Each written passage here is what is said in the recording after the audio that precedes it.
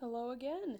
We've just waited for our formed blank to dry, and it's stopped crackling now. It's dried at the touch. It all feels room temperature, and we're ready to wrap. So we're in our final step of the forming process. And for this, I've got just some nylon thread here. I use about an arm's length, so I'll hold the spool in my left arm and stretch out to my opposite shoulder, to my right shoulder, and that gives me about the right amount of thread. So for this I'll need my thread. I've got my pliers to do some final tightening on the wires, since after this will be the last time that we'll have the opportunity to make any adjustments to that third wire. And then I've got a razor blade to trim off some of the extra thread that I've got. And then I've got some clear glue or clear nail polish. So you can use clear, just top coat nail polish for the final sealing.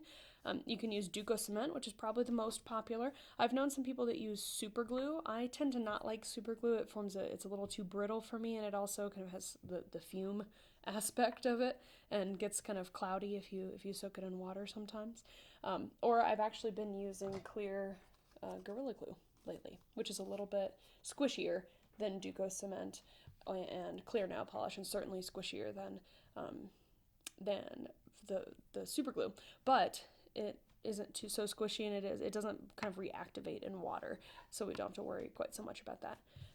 So to start with my wrapping, I like the aesthetics of the wrapping rather than something like a shrink wrap or using epoxy can be really pretty, or hot glue, but this is my favorite. It's a little old school. So to get everything started, I start with the edge of the bottom of the thread and tie just a little square knot in the bottom and drop it over the loop in that third wire. And at this point, or just before, I've already kind of tightened that third wire, so make sure that it doesn't tighten anymore. It's flush with the cane. It won't move with your bare hands. I'll double check that these first and second wires are tight as well. If you leave your cane to soak longer in the forming process and therefore leave it to dry longer, you'll have more slack in these wires than I do. But if you remember, I do that sort of flash soaking, really quick soaking process, my wires tend to not be very loose when I'm done with this. So I can tie a little knot around that third wire. That's just an anchor, holds it in place.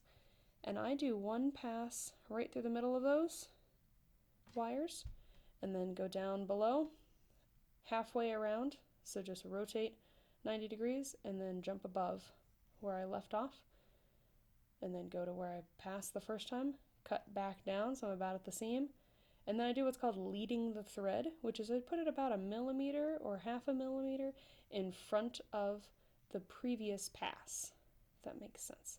And so it looks a little confusing at first, but as you see, when the wire catches up with it, or when the thread catches up with itself, it starts to make that crosshatch pattern that we're used to seeing in wrapped reeds.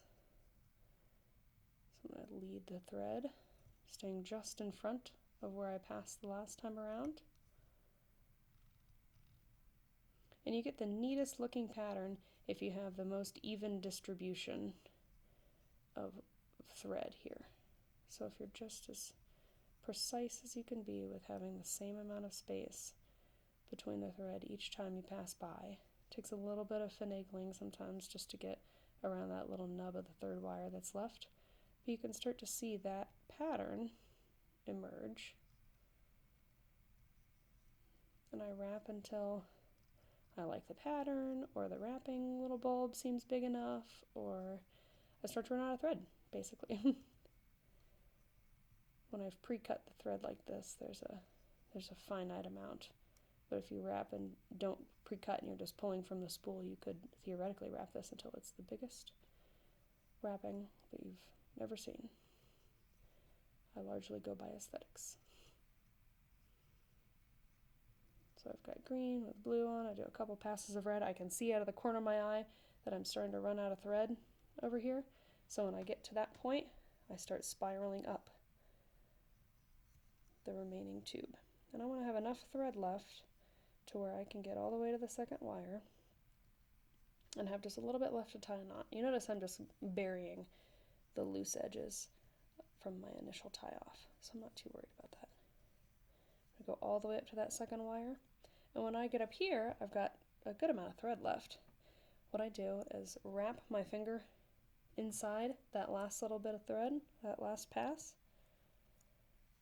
And what that does is creates half of a knot, take the other end of the thread, slip it down inside, and then I use that knot as my final pull.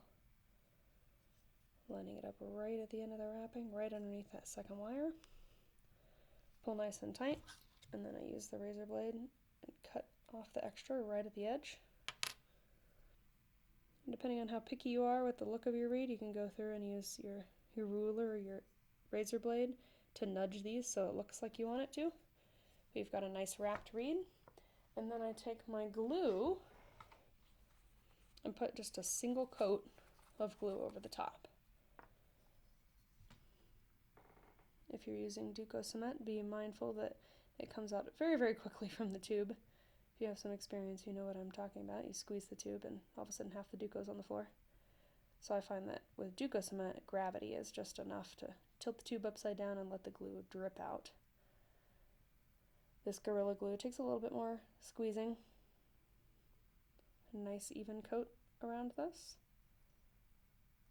If you're using clear nail polish, you can just paint, obviously. But I'm using the glue to seal this wrapping in place. And at this point, really, I should have formed the reed tight enough and tightened those wires enough that the wrapping and the glue aren't doing anything to prevent air from escaping. It's just to help hold the reed in place. I think the most functional part of the bassoon wrapping is honestly to tell the reeds apart, but it's also a little bit heavier at the bottom, so I like the idea that if you ever drop your reed, hopefully we're not regularly dropping our reeds, but if you drop it, it's now heavier at the bottom than at the top, and will fall and not land on the tip of the reed. I'm going to go through and edge this little piece of thread so it's nice and symmetrical. But I'll leave this to dry. It usually takes probably about 20 minutes for this Gorilla Glue to dry. Duco cement takes a little bit longer, nail polish is a little bit faster. Super glue is pretty much instantaneous, so it's pretty dry right away. And then I have a nice wrapped bassoon reed.